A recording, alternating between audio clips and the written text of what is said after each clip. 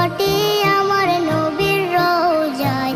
তোমরা যদি যাও গো মদিনায়, তোমরা যদি যাও গো মদিনায়। ইয়া রাসূলুল্লাহ ইয়া হাবিবাল্লাহ, ইয়া রাসূলুল্লাহ ইয়া হাবিবাল্লাহ। মদিনা শরীফের মাঝে বেহেশতের বাগান আছে, সেই বাগানে শুয়ে আছেন, সেই বাগানে শুয়ে আছেন প্যারা নবী মুস্তাফা।